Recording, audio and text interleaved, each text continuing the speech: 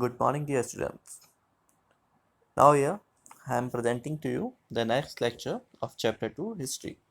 In our previous lecture, we had discussed about the different types of stone tools, the emergence of fire, the use of fire, and lots of different things also. Okay, today we will continue with this chapter. Today's topic is names and date. Okay आज का जो हमारा topic है वो है names and dates, यानी अलग अलग समय में अलग अलग तरह के स्थानों के नाम या समय का निर्धारण किस तरह से किया गया है, तारीखों का निर्धारण किस तरह से किया गया है, ये हम आज डिस्कस करेंगे. Okay, now let's start. Archaeologists have given lengthy names for the time that we are studying. Archaeologist ने अलग अलग समय के लिए अलग अलग तरह के नाम यूज किए हैं. They call the earliest period the Paleolithic. शुरुआती समय को उन्होंने Paleolithic के नाम पर विभाजित किया है. This comes from two Greek words, Paleo meaning old and Lithius meaning stone, जो कि दो ग्रीक वर्ड से मिलकर बना है. पहला वर्ड पैलियो जिसका मतलब होता है पुराना और दूसरा लिथियोस जिसका मतलब होता है पत्थर. तो पैलियोलिथिक मानी ऐसा समय जो कि पुराना पत्थरों का युग.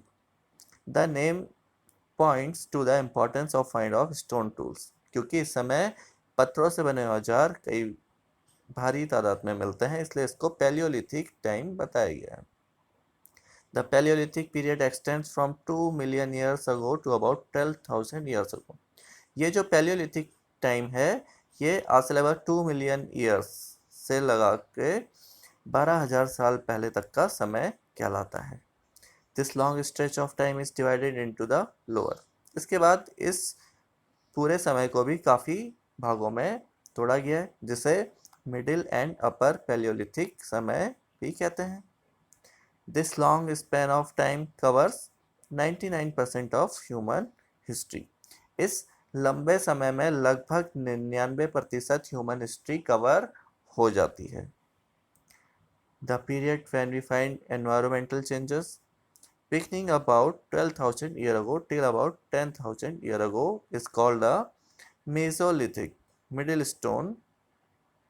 और ऐसा समय जब हमने एनवायरनमेंट में अपने पर्यावरण में बहुत सारे चेंजेस देखे या उनकी शुरुआत हुई, ये लगभग 12,000 से आज से 10,000 साल के बीच का पीरियड है, जिसे हम मीसोलिथिक या मीडिएवल स्टोन पीरियड कहते हैं. Stone tools found during this period are generally tiny and are called microlithics. इस समय के जो भी पत्थरों के औजार हमें मिलते हैं वो काफ़ी छोटे हुआ करते थे और उनको माइक्रोलिथ्स कहा जाता था. Microliths were probably stuck on to handles of bone or wood to make tools such as saws and sickles. इन छोटे पत्थरों के औजारों को लकड़ी या हड्डियों में जोड़कर इनका औजार बनाया जाता था, जैसे सॉस या सिकल, जैसे हम आजकल हथौड़ी या आरी के रूप में इस्तेमाल करते हैं. At the same time older variety of tools continue to be in use. और इसके साथ साथ जो पुराने औजार थे वो भी यूज में होते रहे. Look at the illustration on page 13. Do you notice any difference in the tools belonging to this period? जैसे कि हमने पिछले पेजेस में कुछ स्टोन टूल्स को देखा था और उनमें हमने अलग अलग तरह के टूल्स को देखा था. Okay, The next stage from about 10,000 years ago is known as the Neolithic. और 10,000 साल के बाद का जो पीरियड है उसे नियोलिथिक एज कहा जाता है, जिसके बारे में हम चैप्टर 3 में पढ़ेंगे. What do you think the term Neolithic means? Neolithic terms क्या है, इससे आप क्या समझते हैं? We have also mentioned the name of some place. You will find the names of many more places in later chapter. हम आने वाले चैप्टरों में कई और तरह के स्थानों के बारे में पढ़ेंगे. Very often we use present day names of the place where people live in the past. आज बहुत ही कम हम इसको यूज करते हैं जहाँ पर लोग पहले रहा करते थे उन नामों को. Because we do not know what they called them, क्योंकि हम नहीं जानते कि उस समय में उन जगहों को क्या कहा जाता था. Now rock painting and what they tell us, यानी चट्टानों पर होने वाली पेंटिंग्स और उससे हमें क्या पता चलता है? Many of the caves in which these early people lived have paintings on the wall.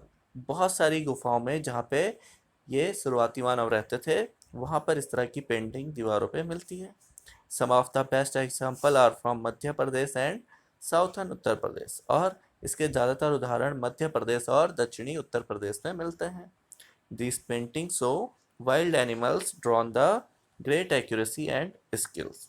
और इसमें जो चित्र बनाए गए वो बहुत ही ज़्यादा स्किल और एक्यूरेसी के साथ, सटीकता के साथ बनाए गए हैं. जैसे कि यहाँ पे हम एक पिक्चर देख रहे हैं.